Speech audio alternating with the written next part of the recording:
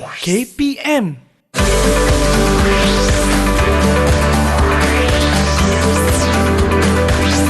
Didik TV KPM.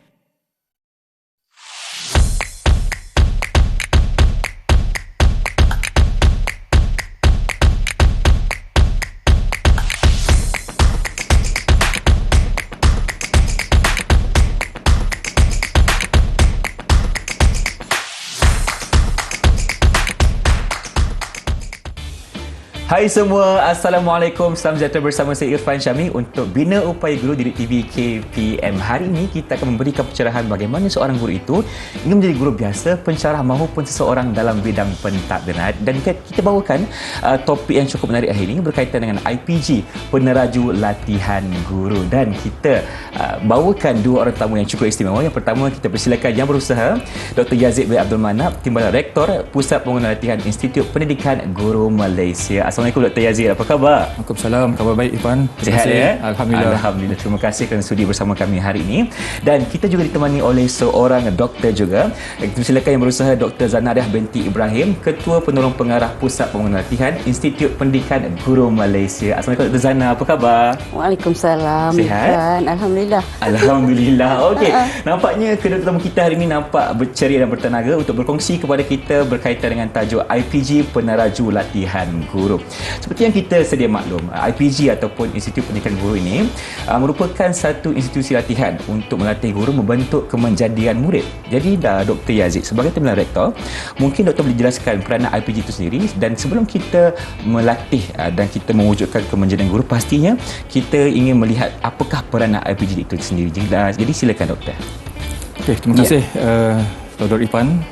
Okey, berbalik pada soalan yang Saudara Irfan tanyakan tadi. Okey, jadi IPG ni adalah peneraju latihan guru. Betul. Yang mana sebelum ni latihan guru dibuat oleh bahagian Prosma Keguruan ataupun bahagian Prosma Guru ataupun dulu dipanggil bahagian pendidikan guru. Baik. Tapi sejak tahun 2019, okey, pelaksanaan latihan tu telah diserahkan kepada Institut Pendidikan Guru Malaysia. Jadi BPG menggubal dasar-dasar dan pelaksanaan adalah di bawah tanggungjawab Institut Pendidikan Guru Malaysia. Baik. Jadi sebagai peneraju latihan, iaitu latihan pra-perkhidmatan dan dalam perkhidmatan. Jadi kita ada berbagai-bagai kluster latihan yang kita anjurkan. Di antaranya ialah STEM, pendidikan, generik, kemanusiaan, kurikulum. Itu adalah kluster-kluster pendidikan yang IPGM tawarkan kepada guru-guru di sekolah ataupun di mana-mana sahajalah yang ingin mengikuti latihan-latihan yang dikendalikan oleh Institut Pendidikan Guru Malaysia. Baik Doktor, mungkin Doktor boleh jelaskan lagi berkaitan dengan fungsi IPG ini. Tadi Doktor kata kita memberikan latihan kepada tahap pra-perkhidmatan dan juga dalam perkhidmatan, betul? Jadi dari segi transformasi IPG, mungkin Doktor boleh jelaskan sikit antara perkongsiannya. Okey, di bawah transformasi IPG berdasarkan kepada Pelan Pembangunan Pendidikan Malaysia. Okey, jadi kita ingin meningkatkan ataupun meningkatkan kualiti latihan kita. Jadi di bawah meningkatkan kualiti latihan tu, kita ada merangka suatu kerangka kualiti latihan dan juga standard modul yang mana mungkin Zana tadi. Jadi di bawah kerangka dan standard modul tersebut, kita akan memastikan latihan-latihan yang IPGM anjurkan benar-benar berkualiti dan memenuhi hasrat pendidik-pendidik di luar sana. Jadi mengikut keperluan pendidik berdasarkan pada situasi semasa ataupun kehendak semasa.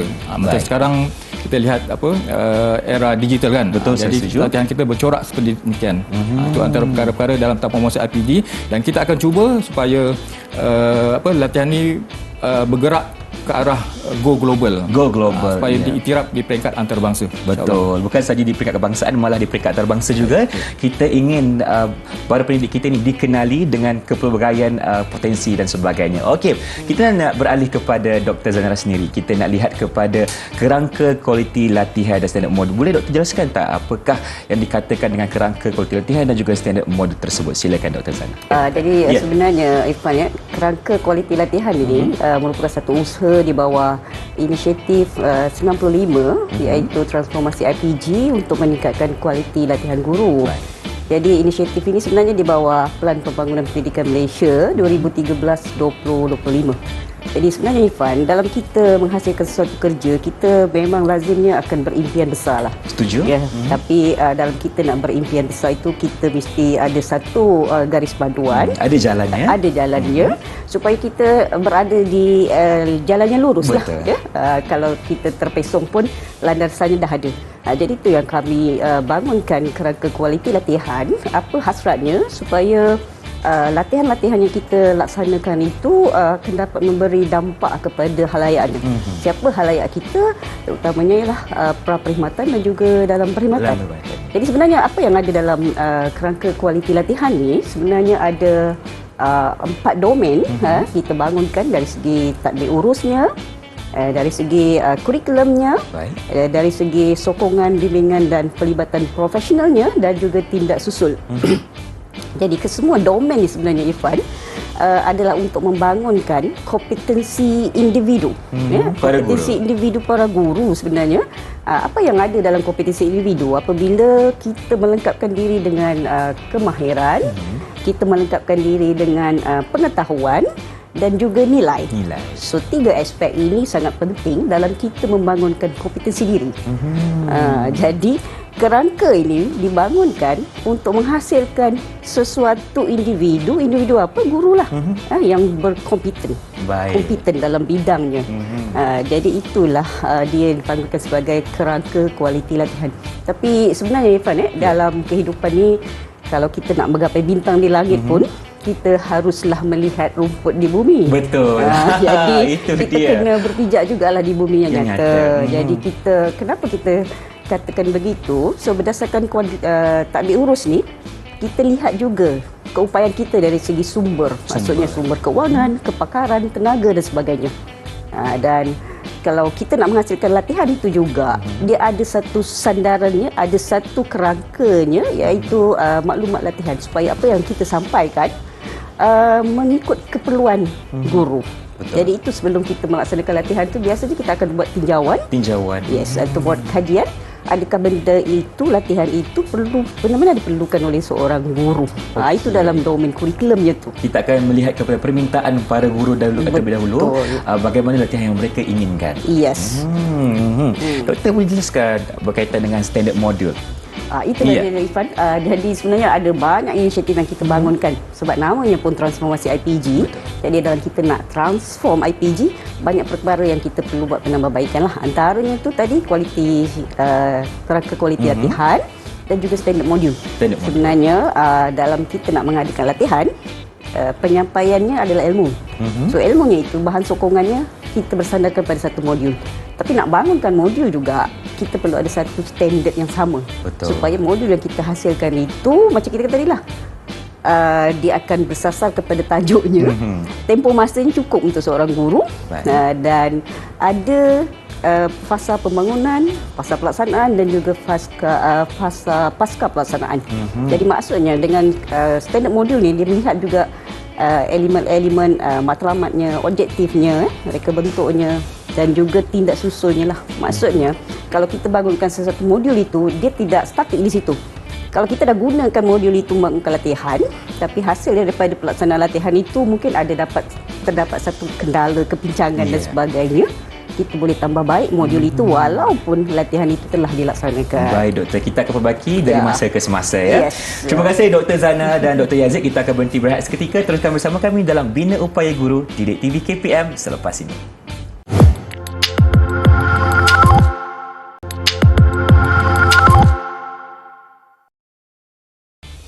Kembali menyaksikan Bina Upaya Guru TV KPM bersama saya Irfan Syahmi bagi tajuk IPG Peneraju Latihan Guru, dan kita bersama dengan Dr. Yazid dan Dr. Zana. Doktor okey? Okey. Baik, kita akan teruskan perbincangan. Doktor, yang kita tahu bidang keguruan ini adalah satu bidang profesional ya.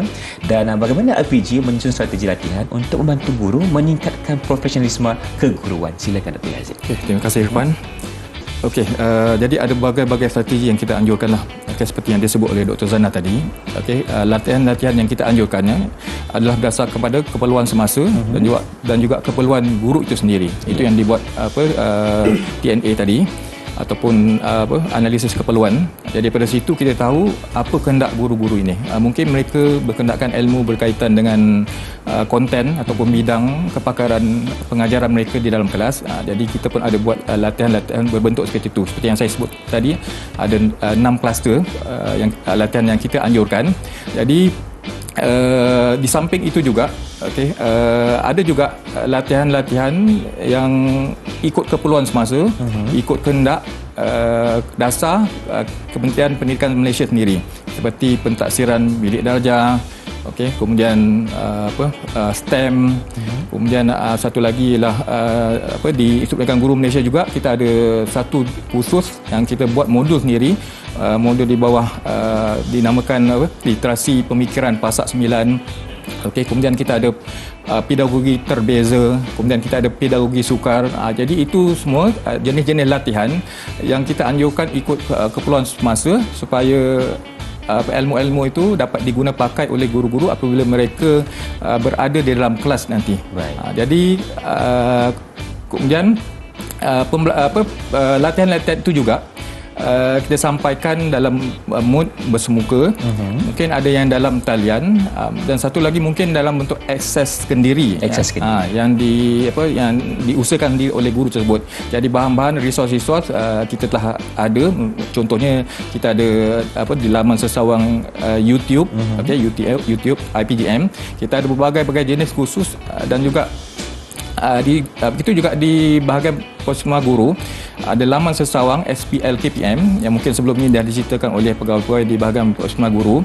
Jadi dalam situ ada senarai, berbagai senarai latihan yang kebanyakannya latihan-latihan tu dikendalikan oleh IPG Campus di seluruh Malaysia. Jadi kita ada 27 kampus dan satu lagi ELTC. Jadi semua 28 kampus dan ELTC ini menganjurkan latihan-latihan yang boleh diakses oleh guru-guru ikut keperluan mereka dan ikut kehendak mereka dan ikut masa mereka. Jadi pada masa akan datang kita akan perbanyakkan lagi latihan-latihan sedemikian rupa, latihan yang memerlukan guru supaya mereka boleh seperti yang disebut dalam PPM, kemenjadian murid itu terhasil. Betul. Jadi dalam bentuk kemenjadian murid, kita tahu kita hendakkan murid yang berpengetahuan, kemudian kemahiran berfikir arah tinggi, kemudian kemahiran memimpin, kemudian kemahiran dwi bahasa, dan kita perlukan juga mereka mempunyai etika dan kerohanian dan juga identiti nasional.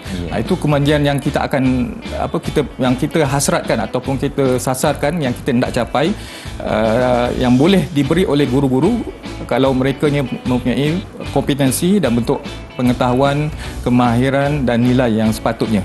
Jadi kita berharap dengan ilmu-ilmu yang kita berikan, credibility ataupun kompetensi guru apabila masuk dalam kelas akan terselah dan kehendak-kehendak pelajar dapat diikutilah. Jadi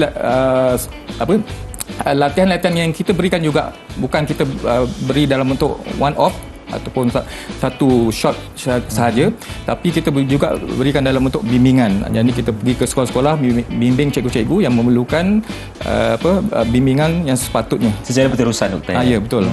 Jadi itu konsep latihan pada masa kini lah, bimbingan secara berterusan dalam bentuk coaching and mentoring. Itulah antara latihan kita berikan untuk membina profesionalisme keguruan. Dan Dr. Zana, kita nak bertanya juga kepada Doktor, mungkin Doktor boleh kongsikan apakah antara latihan yang sering guru-guru inginkan, sebab kita kena pastikan mereka mendapat latihan yang mereka tahu dan mereka kurang cakna. Jadi kita nak beri latihan yang mereka perlukan saja. Silakan, Doktor. Okey, saya ambil contoh satu data tahun lepas lah, data latihan tahun 2022. Daripada 7 kluster yang disebutkan tadi, sebenarnya kluster yang paling tinggi mendapat permintaan untuk latihan ialah kluster pendidikan. Dalam 1,200 lebih latihan pada tahun 2022. Di sini saya kongsikan satu saja jenis, contoh saya ambil satu contoh khusus pentaksiran bilik darjah. PBD. Okey, PBD ya. Nampak Irfan pun nampak Arif tahu istilah PBD. Dah biasa, Doktor. Okey, jadi memang khusus itu buat masa ini memang jadi macam goreng pisang panas. Sebab apa? Benda itu diperlukan di sekolah ketika ini. Ya, apabila PSL dimasukkan dan sebagainya, dan kerajaan memang mewajibkan guru-guru melaksanakan PBD. Jadi kursus itu mendapat permintaan yang tinggi lah. Jadi apa yang kami lakukan, sebab nak memenuhi satu kursus secara semuka memang agak mustahil lah. ya, dengan kos dan juga masa, tenaga, kepakaran dan sebagainya. Jadi apa yang kami buat ialah kami aturkan kursus itu secara dalam talian. Dan kursus ini sebenarnya sepenuhnya dilaksanakan secara akses kendiri. Akses kendiri. Ya, jadi akses kendiri maksudnya kita menyediakan bahan-bahan sebelum pelaksanaan kursus. Tapi sebenarnya baiknya Irfan ya, apabila kita melaksanakan secara dalam talian, akses kendiri, kita dapat lihat sebenarnya kesungguhan seseorang peserta itu dalam melaksanakan latihan tersebut. Saya bagi contoh ya, data yang kita dapat masa kita tawarkan kursus ini dalam tempoh sebulan. Kenapa kita tawar sebulan? Supaya guru-guru ada masa yang sesuai untuk mereka mengikuti kursus itu dan tidak mengganggu masa mereka. Jadi dalam 56 yang mendaftar, 56,000 yang mendaftar. 56,000. Ya, tapi sebenarnya tak semua yang menghabiskannya. Dan apa yang kami dapat dari segi kompetensi kita nilaikan, akhirnya 20,000 lebih saja yang betul-betul mencapai tahap yang kita kehendaki. Okey, 20,000. Ya, jadi itu bagusnya apabila kita menjana latihan secara dalam talian, so data-data kita boleh dapat dengan cepat dan pantas dan secara rinci dan terperinci. Betul, untuk kita melihat di manakah prestasi mereka ketika itu dan untuk kita melakukan tambah baik. Jadi kita akan berhenti rehat seketika. Teruskan bersama kami dalam Bina Upaya Guru di Didik TV KPM. Jangan ke mana-mana.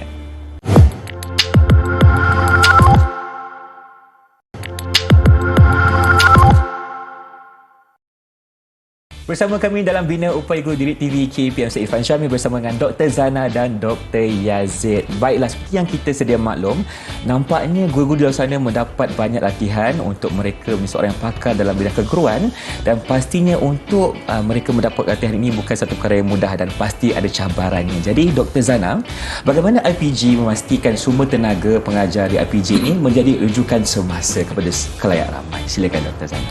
Okey, terima kasih Irfan. Jadi tak dapat dinafikan lah Irfan sebab bila kita membuat latihan dalam perkhidmatan, maksudnya kita berhadapan dengan guru-guru terlatih yang telah punya banyak pengalaman.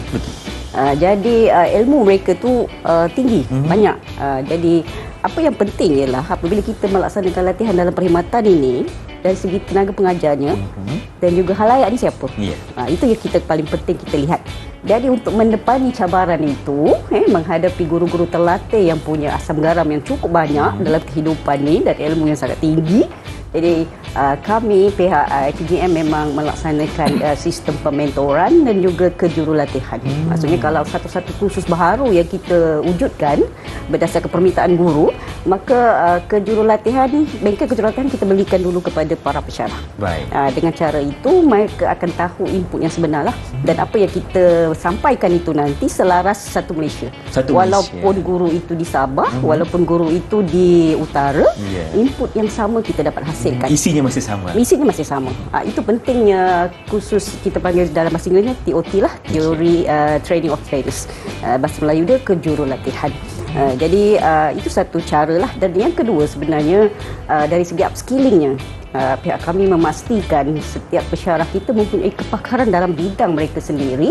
Bagaimana mereka nak menjadi seorang yang pakar? Pertama dari segi akademik. Dah tentulah akademik mereka kita ada ramai doktorat yang ijazah kedoktoran dalam bidang masing-masing, tapi kita upskillingkan mereka lagi dengan melalui pengiktirafan, pentaulihan dan sebagainya pada peringkat kebangsaan dan juga peringkat antarabangsa lah. Saya ambil satu contoh lah, kalau kita bidang bahasa. Ya, selain daripada kepakaran akademik yang kita miliki, sisi-sisi pentauliahan, kalau dalam bahasa kat Malaysia ni kita ada Dewan Bahasa dan Pustaka. Mereka memang mentauliahkan seseorang yang jadi rujukan bahasa itu sebagai musyid dewan. Jadi para pesyarah kita banyaklah yang dapat pentaulihan sebagai musyid dewan. Itu pada peringkat kebangsaan contoh. Pada peringkat antarabangsa, kita juga ada pesyarah yang telah mendapat pentaulihan dari peringkat antarabangsa terhadap instruksional. Sebab bidang kita ialah instruksional ya.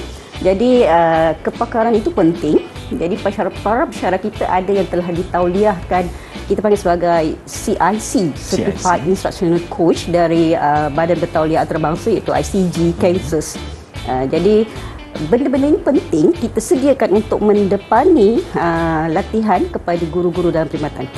Jadi kalau saya umpamakan satu bidalan, kalau Irfan pernah dengar bidalan ini, silakan Doktor. Kalau nak tahu tingginya gunung, tanyalah enggang. Kalau nak tahu dalamnya lubuk, tanyalah memerang. Kalau nak tahu luasnya pantai, tanyalah seluang. Kalau nak tahu tebalnya hutan, tanyalah Pak Belang. Jadi kesimpulannya doktor, silakan. Kalau nak tahu kepelbagaian pedagogi, tanyalah pesyarah IPG. Itulah dia. Nampak? Masih relevan sebenarnya, dan kita memerlukan orang ramai di luar sana untuk menjadikan guru-guru di IPG sebagai rujukan semasa. Masih relevan, masih tepat. Okey. Kita nak beralih kepada Doktor untuk kita kongsikan berkaitan dengan harapan IPG KPM sendiri untuk memastikan IPG terus kekal relevan sebagai peneraju latihan guru. Silakan Dr. Yazid. Okey, terima kasih Saudara Irfan. Okey, bagi memastikan kerelevanan keberadaan Institut Pendidikan Guru sebagai peneraju latihan, jadi kita kena latihan yang kita lakukan atau yang kita buat mesti ikut trend semasa lah. Betul. Okey, jadi kalau kita lihat anak-anak muda, mereka begitu taksub dengan teknologi. Taksub doktor ya.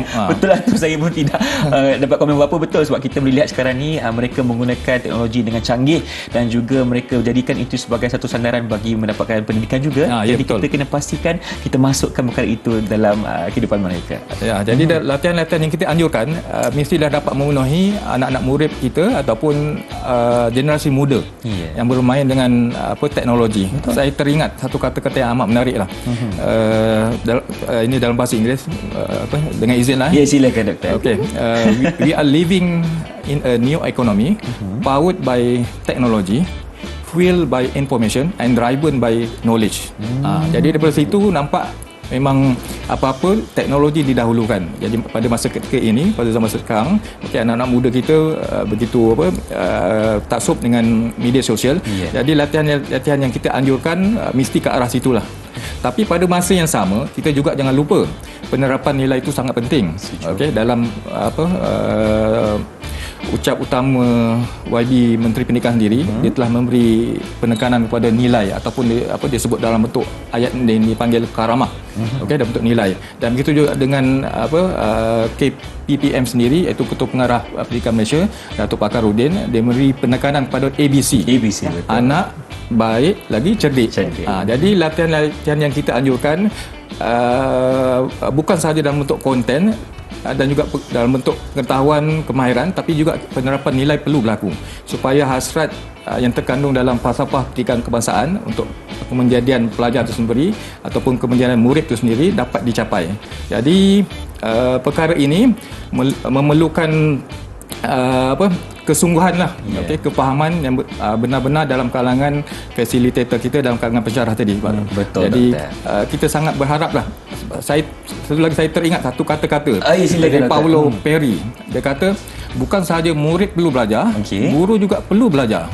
Jadi bila guru-guru di Malaysia mengambil pendekatan sentiasa belajar dan belajar, ataupun mengamalkan pembelajaran sepanjang hayat, ini sudah cukup baik untuk kita melahirkan insan-insan cerdik, insan-insan yang dihasratkan dalam falsafah pendidikan kebangsaan, iaitu yang insan yang holistik. Holistik lagi seimbang. Betul, doktor. Jadi kita sama-samalah berharap InsyaAllah agar perkara ini dapat direalisasikan.